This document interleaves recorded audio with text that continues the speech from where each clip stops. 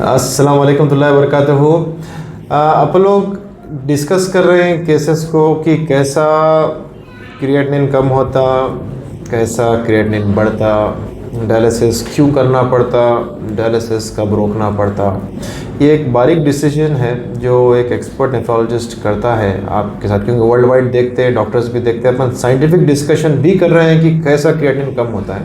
But ये story है साबिरा बेगम aunty की कि कैसा इनका किडनी का प्रॉब्लम हुआ और डायलिसिस पे क्यों जाना पड़ा और डायलिसिस से वापस नॉर्मल कैसा हुए। एक बार आंटी की ज़बानी, फिर बाद में अपन डिस्कस करेंगे उसको। आंटी क्या सिचुएशन था जब आए थे आप, क्या था, क्या हुआ? आज खुद तबीयत ख़राब थी मेरी जी। अब आए वाने जो है सो ठीक हुआ, दम चढ़ के आता था और जो है सो दिल का धड़कन थी, धड़का था मेरे को, और पैर हाथ खींचना था मेरे को, और क्या क्या कमज़ोरी बहुत थी मेरे को। हाँ। तो डायलिसिस हुआ आपका? जी। डायलिसिस हुआ क्या?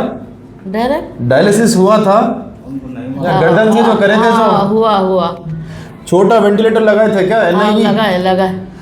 लगाए नहीं रे। हाँ, लगाए। हार्ट में स्टेंट डाले थे? हाँ, ये हाथ को पूरा वो कर दिए थे मेरे हाथ को। बहुत तड़पी।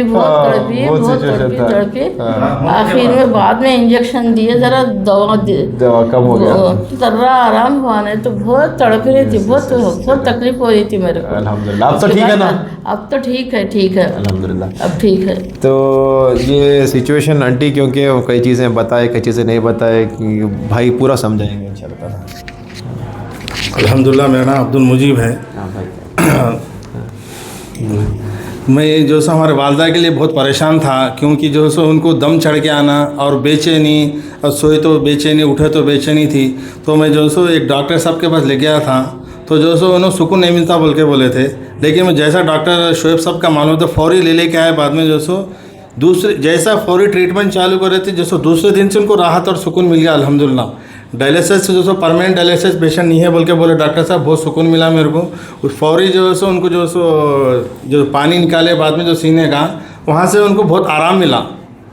भाई इतना तो 100% मैं आंखों से देखा मैं कि बहुत सुकून मिला। और अम्मी की भी तबीयत में जब कोई लाया था, अब जो है बहुत ज़मीन और आसमान का फ़र्क था। 100% रिजल्ट बेहतरीन है अल्हम्दुलिल्लाह, अल्लाह का फजल है। इसको अपन लोग साइंटिफिक डिस्कशन के साथ समझेंगे आखिर ये प्रॉब्लम क्या है, क्या नहीं, क्या सो। तो जब आंटी आए थे तो आंटी का सिचुएशन ये था कि आपको फ़ाइल बताता हूँ ताकि आप लोग सब समझें कि ये प्रॉब्लम क्या है, कैसा है। जब आंटी आए थे, आंटी का 31 की नाइट को आए थे, तो साल ख़त्म हो रहा है। जब आए थे, जब अपन देखे कि उनको शुगर था 12 साल से, बीपी था 12 साल से, और उनको हार्ट का प्रॉब्लम था जिसकी वजह से उनका ब्रेथलेसनेस था। और दूसरे हॉस्पिटल में कार्डियोलॉजिस्ट बोले कि एंजियोग्राम नहीं कर सकते, कम नहीं हो सकता, ये सब हम भी समझे। डेफिनेटली हार्ट का प्रॉब्लम ही था, लेकिन हार्ट जब पंप कम करता, किडनी को खून कम मिलता, तो किडनी यूरिन कम बनाती। कम बनाने के वजह से बॉडी में पानी जमना शुरू होता, भरता, पेट में पानी आता, पैरों में सूजन आता, हत्ता के लंग्स में पानी आता। लंग्स में पानी आने की वजह से इंसान का दम, यही बताए देना आपको, पानी आ गया। तो हम क्या करें इनको कि समझाए कि भाई ये आईसीयू में जाएंगे। हालांकि किडनी का प्रॉब्लम पहले से है, किडनी छोटे थे, CKD है, बट इनको अचानक प्रॉब्लम हुआ क्योंकि इनको सडनली हार्ट का फंक्शनिंग इश्यू हुआ। किडनी का प्रॉब्लम वर्स्ट हुआ, AKI हुआ, CKD के ऊपर AKI, हार्ट का प्रॉब्लम पहले से था, एंड फ्लूइड ओवरलोड, पानी भर गया लंग्स में। पानी भरने के वजह से लंग्स में पानी, ये सब अपन डिटेल में समझाए हैं 31 के दिन।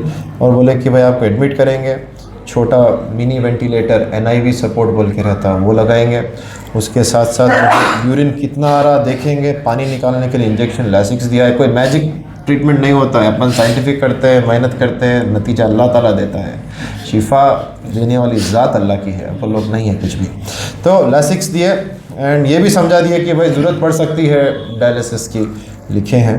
एंड एडमिट करने के बाद अल्हम्दुलिल्लाह रिस्पांस जो है जितना आना था, छोटे वेंटिलेटर जो NIV रहता उससे आया, दम चढ़ना कम हुआ, she was able to sleep. वरना 2-3 दिन हो गए थे आंटी सोए नहीं थे, लेट ही नहीं सक रहे थे, वो सिचुएशन में थे।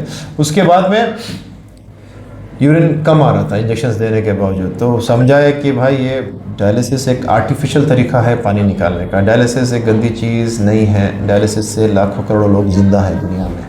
डायलिसिस गलत है, अननेसेसरी कर रहे हैं तो जब क्योंकि यूरिन नहीं आ रहा था, हम लोग जो है डायलिसिस स्टार्ट किए, गर्दन में छोटा सा ट्यूब लगा के स्टार्ट किए हैं। स्टार्ट करके एक अच्छे कार्डियोलॉजिस्ट है हैदर खान, उससे मेरी बहुत पुराना रिलेशनशिप है।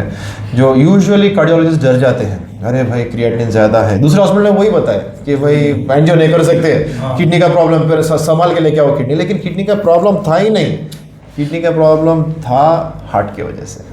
तो हार्ट के वास्ते अपन भेजे हैदर खान साहब के पास। आप जो है एंजियोग्राम करे, बोले कि ब्लॉकेज है भाई, स्टेंट डालना ज़रूरी है। एंड देन स्टेंट डाले हैं। एंजियोग्राम में कॉन्ट्रास्ट रहता है, डाई, वो किडनीज में आके स्टक हो सकता है। वो रिस्क लेना है अपने को, क्योंकि डर के आगे जीत है, डर के आगे जीत है। तो एनीवे एंजियोग्राम करे, स्टेंट डाले, धीरे धीरे जो है उनका जो है इम्प्रूव हो गया है, क्रिएटिनिन इम्प्रूव हो गया। एंड देन अपन लोग जो है नेक का ट्यूब निकाल दिए एंड फाइनली आज आ रहे हैं आंटी, क्योंकि उनको किडनी का प्रॉब्लम पहले से था। शायद नॉर्मल पूरा होगा नहीं होगा वक्त बताएगा, लेकिन आज आ रहे हैं। स्टेंट हुआ है 6 जनवरी को एंड क्रिएटिनिन इनका 1.75 है। डायलिसिस की अब कोई ज़रूरत नहीं है। सूजन वगैरह अभी जो है पैरों में कम है। दम तो नहीं चढ़ रहा आपका? अब नहीं है डॉक्टर, अब दम नहीं चढ़ रहा नहीं है, अल्हम्दुलिल्लाह। तो इम्प्रूव होते। तो ये वीडियो के थ्रू मैं मैसेज देना चाह रहा हूँ कि डरने की कोई ज़रूरत नहीं है। किडनी का प्रॉब्लम है, ट्रीटमेंट है, डायलिसिस लाइफ लॉन्ग रहने की ज़रूरत नहीं है। सेकंड, अगर हार्ट का प्रॉब्लम है तो किडनी की कुर्बानी बनती है, क्योंकि हार्ट है तो पेशेंट है, वरना हार्ट नहीं है तो किडनी लेके क्या करेंगे हम लोग, है ना। तो अक्सर कार्डियोलॉजिस्ट डरते, अरे भाई हम करें तो किडनी ख़राब होगी, डायलिसिस पे चले जाते, नाम ख़राब हो जाता। नाम की क्या वैल्यू है यार, पेशेंट जिंदा रहा तो बस है। बहुत लोग बहुत बोलते रहते। तो heart is important, engine important है। एंड इंशाल्लाह ताला डाइट मेंटेन करना and everything will be fine. तो एंजियोग्राम में कोई प्रॉब्लम, एंजियोग्राम में कुछ डेंजर होता बोलते लोग, डर होता, ये होता, लाइफ जा सकती, लोग डरते हैं एंजियोग्राम। तो उसके बारे में क्या ओपिनियन, कुछ प्रॉब्लम हुआ आपका एंजियोग्राम में? नहीं सर, मैं तो मेरे भी अंदर भी डर था, लेकिन फिर भी मैं डॉक्टर हैदर खान साहब को देख के आप जो सजेशन करें ना, तो मेरे को हिम्मत आ गई। तो एंजियोग्राम में सिर्फ 5 या 10 मिनट का करें, बस उतना ही रहता है एंजियोग्राम, ओनली 5 या 10 मिनट्स बस। उसके बाद उन्होंने नॉर्मल सीधा भी ला लिया, खत्म। एंजियोग्राम इतना डरते लोग, एंजियोग्राम बोलते तो लाइफ एंड डेथ है समझते हैं। जी जी जी, दिखा क्या आपको? नहीं दिखा, नहीं, लेकिन लाइफ मिलती है, बिल्कुल तो नहीं होती। लाइफ मिलने का चांस बहुत ज़्यादा है। डायलिसिस में तकलीफ होती क्या? नहीं, डायलिसिस में देखा मैं, इतनी राहत है, मैं वो सुकून से, पेशेंट को कोई तकलीफ नहीं, पूरा सुकून आराम के साथ डायलिसिस हो। तो ये भी एक मिसकंसेप्शन है ना, एंजियोग्राम बोले तो लाइफ एंड डेथ समझते हैं, वैसा नहीं है। डायलिसिस तकलीफ दे समझते हैं, वैसा भी नहीं है। ज़रूरत है तो करना है, ज़रूरत नहीं है तो सब कुछ तकलीफ दे है। आई थिंक ये सबको बेनिफिट रहेगा। इसको अंडरस्टैंड करिए, दूसरों तक शेयर करिए। थैंक यू, अस्सलाम वालेकुम।